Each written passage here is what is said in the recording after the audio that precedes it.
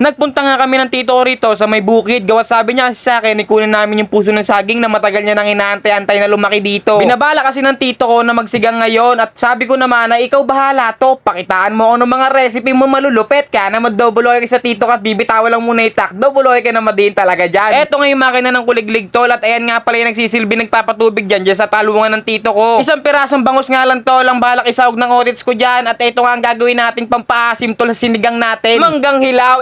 Comment mo na nga rin sa baba natin tol kung nakasubo ka na sa ganitong pamamaraan. Ikaw ba naman makakuha ng dalawa tataas mo talaga. Direkta kaliskisan na nga rin ni Otis tong isang bangus natin tol. Ganyang hiwa lang muna. Gawa hati-hatiin niya pa sa gitna yung mga isang piraso na yan para 8 piraso ang kalalabasan ng isang bangus natin tol. Matapos yung paghihiway ni Otis yan, nainugasan na rin ni Otis yan tol para mabisang mabisa at inilagay na rito sa may lamesa at para makapag-asikaso na ng iba. Tinatanggalan na nga ni Otis to ng palito ng posporo tol para malinis na para mailagay na rito sa may tubig. Opo, para sa mga hindi pa nakakaalam kung paano maglinis ng ganyan, ganun nga lang yung mga utol, parang tinatanggal mo lang sa gitna yung palito, yung parang posporo. Taga-ete ba kasi ako talaga mga utol, kaya alam na alam ko mga utol na kapag yung mga utol ko dyan ay naglilinis ng puso, ay talagang puso lang talaga yung kinukuha, hindi nakasama yon, tapo na yon. At sa wakas, nakauwi na yung airmat ko. Ito nga po pala yung clip kagabi. Andito na sila, oh. Pauwi na rin kami, mga utol. Salamat sa Panginoon, nandito na po kami.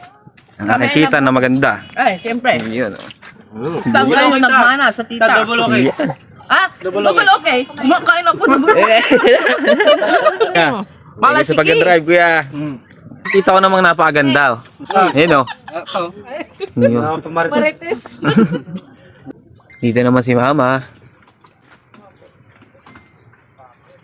Hi, ma. Ma. Hi ka, ma, sa vlog. Ma. Hi ka sa vlog, ma.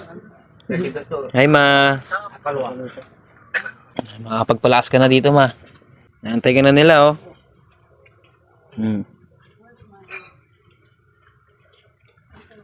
At ngayong gabi nga mga utol, oras na nga para pakainin na si Ermat. Hindi pa nga kayang ibukan ni Ermat yung bibig niya at saka lumunok. Kaya naman dito lang talaga sa host ang paraan tol para makakain si Ermat. Magpagaling ka na ma, alam ko miss na miss mo na kumain ng kanin tsaka paborito mong Adidas. Mabalik na nga tayo rito tol sa recipe ng tito ko. Nilaglagan na nga ng otits ko ng luya yan tol at pagkatapos pinaghihiwa na nga tong manggang kalabaw natin. Pinagpapatong na nga rin ni otits yung mga bangus natin tol at babalawan nga lang tong puso ng saging at pagkatapos isasalin na rin dito. Bukod sa napakadaling gawin nento tol ay napagkabisa talaga at ngayon ko lang din to natutunan tol at talaga naman hindi talaga ako nagsisi sa recipe ng mga pinapakita sa akin ng otits ko. Sa pampalasa naman ay asin nga lang tol tsaka magic sarap. Binagsakan na rin ni otits ng 4 na pirasong siling green yan tol at pagkatapos tinubigan na rin at papakuluan na natin yan. Kaya naman double oil ka dyan tol sa otits ko. Agad-agaran na nga rin dito naggatong yung tito ko tol. Gawat may baga na sa ilalim ay mabilis na lumakas yung apoy na yan tol. Gawat toyo yung kawain natin. Ganyan kasimple lang yan tol. Pakukuluan lang natin yan pagkatapos pechay na o diba okay na yun tol. Kaya naman double oil ka dyan sa otits ko. Appear, mama, appear. Appear. Appear. Appear ulit, appear. Appear. Okay. Thumbs up, thumbs up. Okay, alright. Okay. Alay. Okay. Okay, peace bomb. Boo. Okay, appear. Sabi mo, mama? Are you happy?